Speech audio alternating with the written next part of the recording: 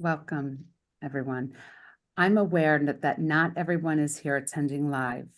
And because of the topic that I'm talking about, I'm going to ask those of you who are watching the recording, I want you to imagine that you are here live.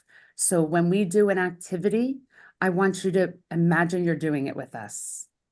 So let's begin. I'd like everyone to take a moment and just close your eyes. Close your eyes. And imagine this. Imagine a classroom buzzing with laughter, with movement, and with the hum of excitement. Students aren't just sitting in rows scribbling notes, they're on their feet. They're collaborating, challenging themselves and each other. The room feels alive, full of energy and emotion. It's a place where learning is not confined to textbooks or limited to the words of a teacher, but where learning comes to life in every sense of the word. Notice, how are you feeling being in a classroom like this? Now open your eyes. My hope for today is to take you on a journey to experience some of the unique principles of positive discipline and really just show you how it has touched me, most of all as an educator, but also as a student, as a mother, and as a human being. So I'm going to take you back to a time when I was in 5th grade, struggling with dyslexia, dyspraxia, and ADHD. And just FYI, I was not diagnosed until I was 30. So at the time, math in particular felt like an insurmountable obstacle. I would sit at my desk, staring at the numbers that seemed to kind of dance on the page, feeling completely lost. My head would ache, my hands were fidgeting, my foot was tapping, and I was overwhelmed with a sense of discouragement. I believed that I just wasn't smart enough, that maybe I just couldn't learn like everybody else. But then something changed. I had a teacher who saw things differently, Mr. Steinhardt. Now, I will never forget this man. And you can imagine, he looked like a cross between Albert Einstein on his crazy days and Abraham Lincoln on his best days. And he noticed that I wasn't just distracted or disruptive. He saw the frustration behind my behavior, and he saw the potential behind my challenges. In positive discipline, we would explain this as finding the belief behind the behavior or the purpose behind the behavior. Instead of keeping me tethered to my desk and focusing on my weaknesses, he did something unconventional. One day he asked me to stay after class. And at the time I was terrified. I thought, okay, here goes another lecture about my usual lack of focus. But instead, he had a stack of colorful paper, some scissors, and a big smile on his face. And he handed me supplies and said, let's make math come alive. So we spent some time cutting out shapes and we built a life-size like number line on the floor. And we started to jump to solve equations and move our bodies to represent addition and subtraction. And we danced around to understand fractions. He made math a physical experience and something that I could feel, I could touch, and I could experience with my whole body. And something clicked. For the first time, numbers started to make sense to me. I began to feel the rhythm of the math patterns and really the joy of getting it right. And I went from feeling like a failure to feeling excited about learning. And this is the true essence of what we call encouragement.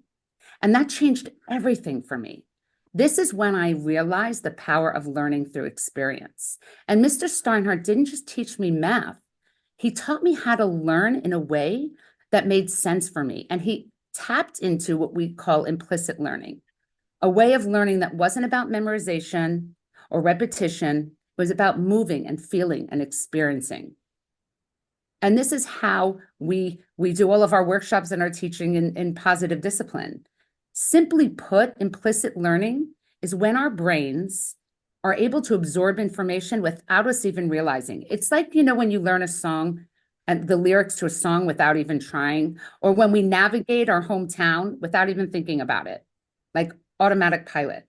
Yet in schools, we tend to focus on explicit learning, the kind that happens when we memorize facts, we listen to lectures, or we read textbooks. But our brains are wired to learn through experience, to learn through movement, to learn through connection. Think about it. Have you ever watched a toddler learn to walk? They don't sit and study a manual, right? We don't take them through the steps of learning to walk. They learn by falling down, by getting up, by trying again, and by feeling the joy of those first wobbly steps. They learn through their bodies, through their emotions, and all while the adults around them celebrate their mistakes and encourage them to try again when they make mistakes. So why, when we reach school age, do we stop learning this way? I think that Eva kind of touched on some of it.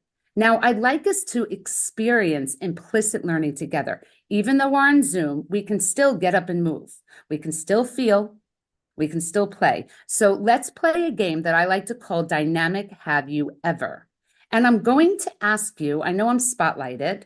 I almost want to unspotlight so we can all see each other, to be honest, if that's okay. I would love you, if your cameras are not on, turn them on, just so we can see each other. Now, this is how it works. I'm going to ask a question, and if it's true for you, if it's true, I just want you to stand up and do the movement that I'm asking you to do. Okay, so let's give it a try. I'd like you to jump up and down if you've ever been on a roller coaster. Stand up and jump up and down if you've ever been on a roller coaster. Okay. I'd like you to spin in a circle if you've ever been on a horse. It can be a real horse or a mechanical horse, like on a merry-go-round. I'd like you to touch your toes if you've ever made a mistake. I'm noticing no faces. Jane, touch your toes. I know you've made mistakes. Okay, thank you. Do jumping jacks if you've ever told a lie. Okay, reach to the ceiling if you've ever been made fun of. Look at this, all the hands in. And sit back down in your chair if you've ever laughed so hard it made you cry. Okay, pause for a moment. How did that feel? How many of you were triggered by an experience or an emotion when I asked you if you had ever lied, made a mistake, or been made fun of? How many of you were also relieved that you weren't the only one touching your toes or doing jumping jacks, meaning you weren't the only one to make a mistake? It's powerful, isn't it? To know that we're not alone in our experiences. This is just one example of how we can start to teach empathy. Or another main principle in positive discipline, that mistakes are opportunities. This simple activity is a perfect example of how implicit or experiential learning works. The brain needs social and environmental interaction, and physical activity, evoking emotion, using humor, and building trust are all great ways to meet this need. We have just experienced learning in a way that goes beyond intellectual, and it's something that we felt in our bodies and in our emotions.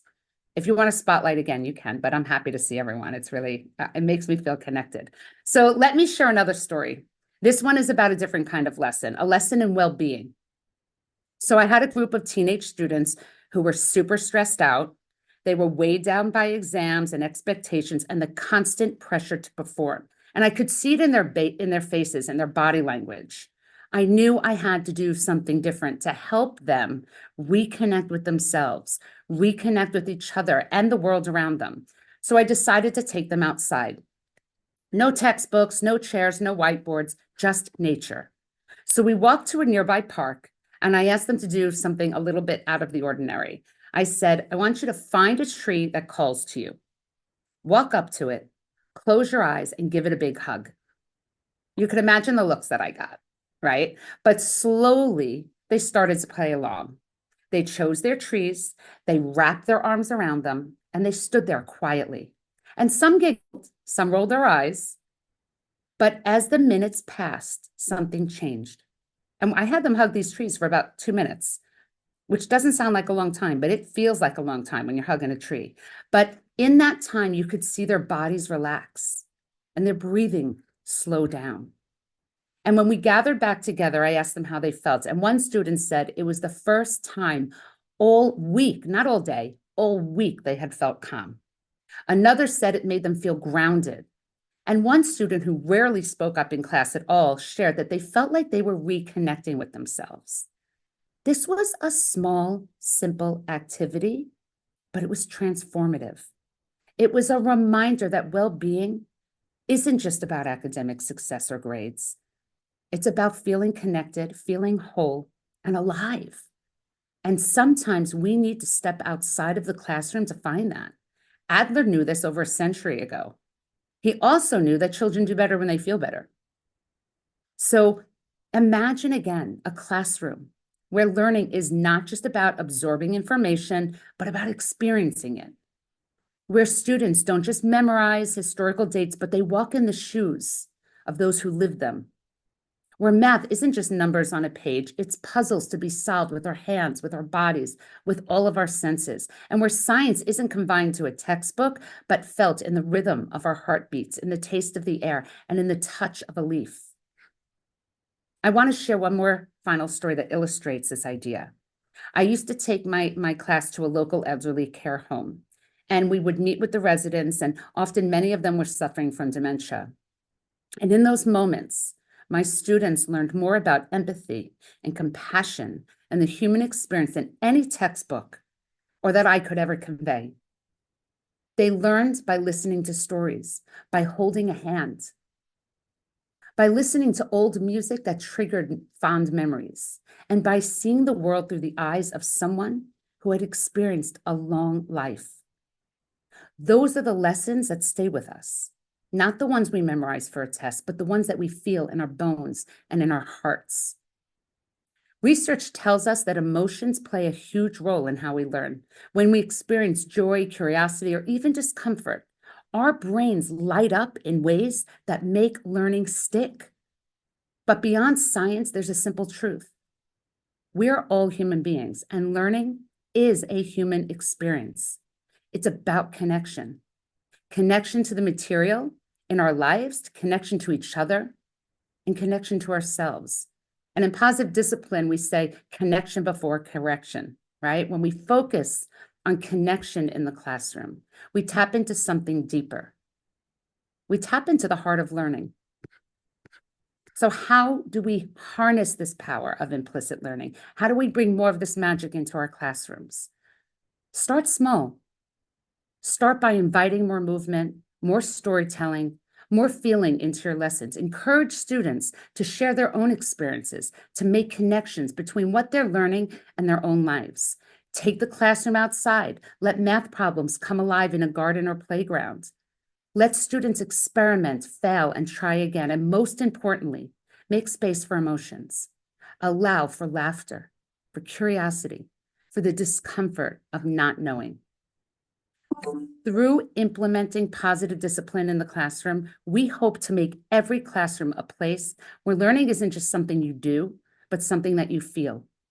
A place where we unlock the most powerful untapped resource we have, the human experience. Let's reimagine our classrooms. Let's create spaces where learning is an adventure and where curiosity is the guide, and where every child has the chance to learn, not just with their heads, but with their whole being. Thank you.